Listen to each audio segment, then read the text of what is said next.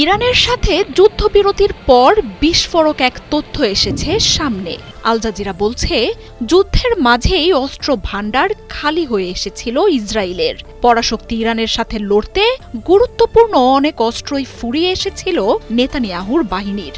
ভঙ্গুর হয়ে গেছে দেশটির সবচেয়ে গুরুত্বপূর্ণ আকাশ প্রতিরক্ষা ব্যবস্থাও। শেষ হয়ে এসেছে ইন্টারসেপ্টর মিসাইলও। যুদ্ধের শেষ দিকে ইসরায়েল জুড়ে যেন তাণ্ডব চালিয়েছে ইরানের মিসাইল। ধ্বংস তো দূর, সেগুলো শনাক্তও করতে পারেনি ইসরায়েল।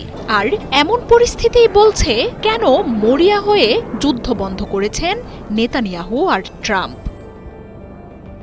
গেল সপ্তাহে ইরানের মিসাইলের আঘাতে লণ্ডভণ্ড হয়ে যায় ইসরায়েলের প্রধান বাণিজ্য নগরী হাইফা। কোনো সাইরেনের শব্দও পাওয়া যায়নি সেই হামলার আগে।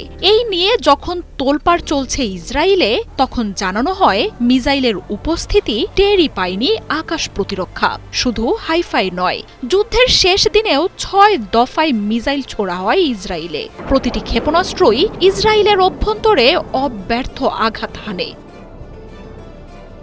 এমনকি বীরশেবা, হাইফা, জেরুজালেম বা তেল আবিবে সামরিক ঘাঁটিগুলোতে বারবার হামলা চালিয়েছে ইরান। যুদ্ধের কয়েকদিন পরই ইসরায়েলের আকাশ সম্পূর্ণ দখলে নেয়ার ঘোষণা দেয় আইআরজিসি। আর এর নেপথ্যে ইসরায়েলের বহুল আলোচিত আকাশ প্রতিরক্ষার ব্যর্থতা। ইরানের হামলার সামনে অকার্যকরী হয়ে পড়ে আয়রন ডোম, অ্যারো, ডেভিড স্লিংয়ের মতো মহাশক্তিধর এবং স্পর্শকাতর আকাশ প্রতিরক্ষা। লেবানন বা গাজা থেকে ছুটে আসা রকেট ঠেকাতে ইসরায়েল নিজেদের কয়েক স্তরের এই নিরাপত্তার উপর নির্ভর করে এসেছে। এসব রকেট ঠেকিয়ে বিশ্বের সামনে এমন ধারণা নেতানিয়াহু তৈরি করেছিলেন যে ইসরায়েলের আকাশ প্রতিরক্ষা অপরাজেয় এবং দুর্ভেদ্য।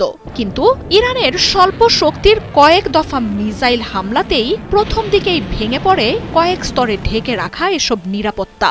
জানা যায়, মিসাইল ঠেকাতে শনাক্তকারী ক্ষেপণাস্ত্রই ফুরিয়ে এসেছে ইসরায়েলের ভাণ্ডারে। এছাড়াও মিসাইল শনাক্তের হারেও ধস নামে ইসরায়েলের। নেতানিয়াহুর দেশটিতে হামলা ঠেকাতে মধ্যপ্রাচ্যে থাকা আকাশ প্রতিরক্ষাকে নিয়োগ করেছিল যুক্তরাষ্ট্র। আয়রন ডোম, অ্যারো, ডেভিড স্লিংয়ের পাশে সক্রিয় ছিল থার্ড আর প্যাট্রিয়টও। এত কিছুর পরও ইরানের মিসাইল ঠেকাতে না পারায় ইসরায়েলের ধ্বংস ঠেকাতে মরিয়া হয়ে যুদ্ধবিরতিতে আসেন নেতানিয়াহু ও ট্রাম্প। ইসরায়েলের প্রতিরক্ষায় প্রতি বছর শত শত বিলিয়ন ডলারের সহায়তা পাঠায় যুক্তরাষ্ট্র। আঞ্চলিক কম শক্তির সাথে লড়াইয়ে জড়ানো নেতানিয়াহু তাই এত বছরে এটাই প্রতিষ্ঠা করেছিল যে দুর্ভেদ্য বলয়ে থাকা ইসরায়েল অপ্রতিরোধ্য। তবে প্রথমবার সত্যিকারের যুদ্ধ যেন ইসরায়েলকে ধসিয়ে দিয়েছে, বিশ্বের সামনে প্রকাশ করে দিয়েছে ইসরায়েলের এই চরম দুর্বলতা। মার্জিয়া উপমা, ৭১।